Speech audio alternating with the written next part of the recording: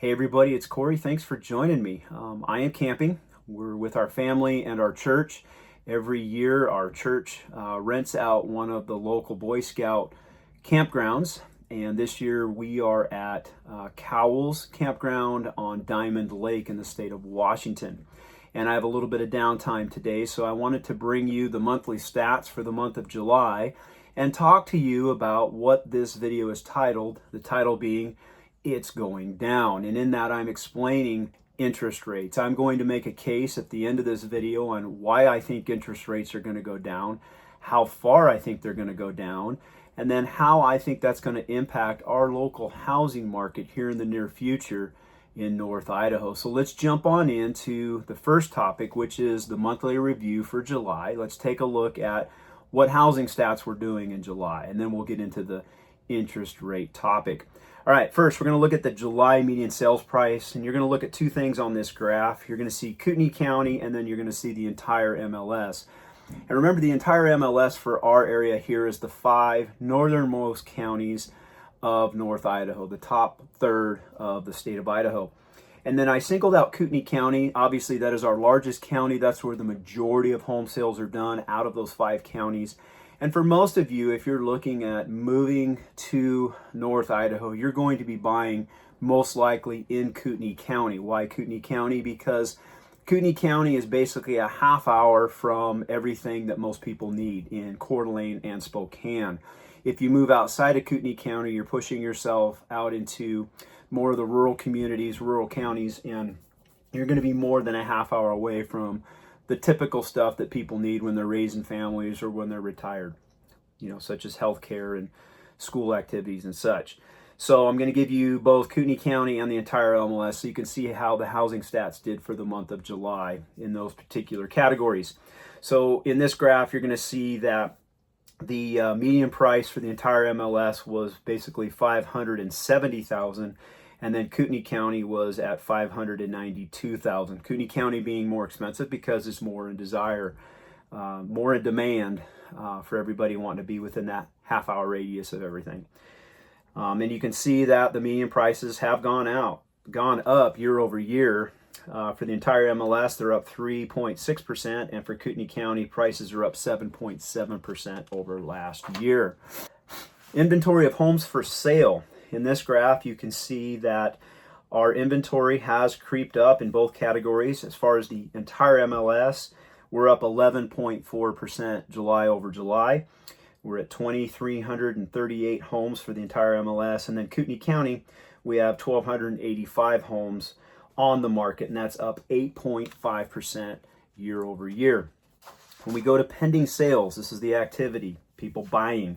You can see here that the entire MLS, we had 485 total pending sales year over year. That's up 1.3%. Pending sales in Kootenai County, we had 327 for the month of July. That was down almost 1% year over year. So not a lot of buying activity, pretty much the same year over year for both the MLS and for Kootenai County. We talk about closed sales. These are the sales that actually get done. We had in the entire MLS, we had 456 closed sales. That was the same amount that we had last July. When we talk about Kootenai County, we had 314 closed sales. That was down almost 5%, 4.6% year over year. So again, the buying activity has actually slowed, not by much, but it has slowed, and that's a trend that we've been seeing this whole year of 2025. Less sales, less buyer activity, not by much, but it is trending down. And then when we look at months supply of inventory, typically 5 months of inventory, 5 to 6 months is normal inventory. And you can see here that for the entire MLS, we have 5.8 months of inventory. That's up 5.5% over last July. And then as far as Kootenai County goes, we have 4.5 months of inventory, and that's up 2.3% over last year. The trend is trending more towards buyers in the sense that more homes are on the market, fewer competition for buyers, and it's becoming more of a buyer's market than it has over the last several years.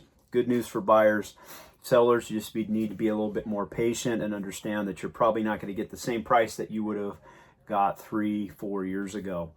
And now we're going to go down the road of mortgage rates. For the purposes of this discussion, we need to understand that the Fed rate is about to go down. How do we know this?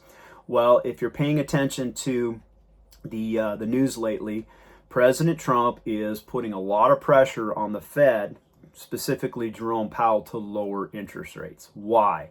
Well, President Trump wants to refinance the national debt.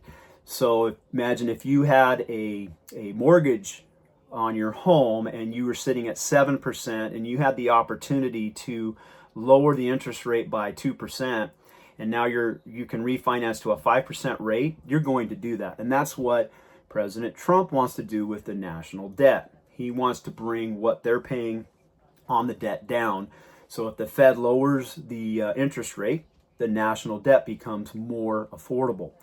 So that's one of the angles that President Trump is trying to make happen, and he's going to make it happen. And how do we know where President Trump sits in this? Well, just kind of look at some of his statements. I'm going to take you to some statements here. You can see in February, he said on Truth Social, interest rates should be lowered, something which could go hand in hand with upcoming tariffs. Let's rock and roll, America. And then in April, Trump urged Fed Chairman Jerome Powell to cut interest rates, saying this would be a perfect time for him to cut interest rates. Cut interest rates, Jerome, and stop playing politics. In June, he said that Europe had experienced multiple rate cuts while the U.S. had not, asserting we should be 2.5 points lower and save billions on all of Biden's short-term debt. And then in August, just last week, he said in a press conference, Trump criticized Federal Reserve Chair Jerome Powell, calling him a stubborn moron for not cutting rates. He urged the rest of the Federal Reserve Board to assume control if Powell wouldn't act to lower rates immediately. And then the next day, August 2nd, on his Truth Social platform, Trump demanded that Powell, quote, must now lower the rate, stating that there is no inflation and emphasizing the need to allow people to buy and refinance their homes. You guys, President Trump has set his sights on this Fed target rate. He wants it to come down, and he even said as early as June, he wants it down 2.5%. So let's just assume that he gets his way, and he will get his way. For those of you that don't know, Jerome Powell's term as the Fed chair is up in May of 2026. He will be replaced, and he will be replaced by somebody that President Trump wants in that position that is aligned with where President Trump wants to go with those rates. He wants them down, they're going down, and you could probably see them go down as early as the next meeting in September. And by the time Trump has his way, it's not unlikely that within the next year, we could be down a full percentage point, maybe even 2 percentage points.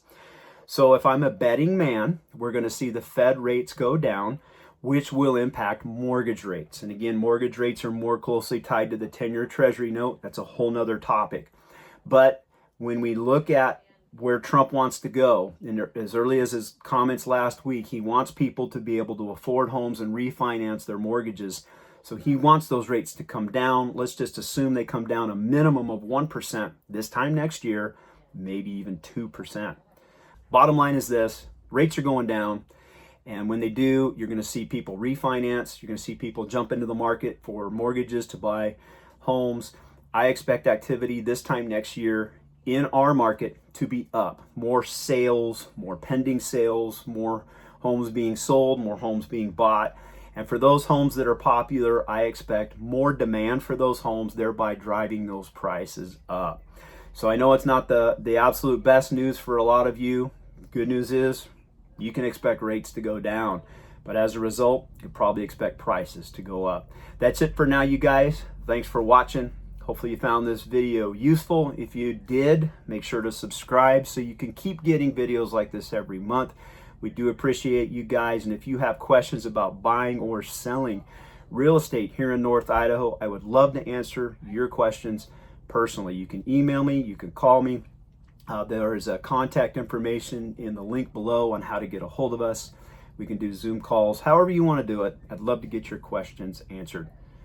Thanks for watching. Bye now.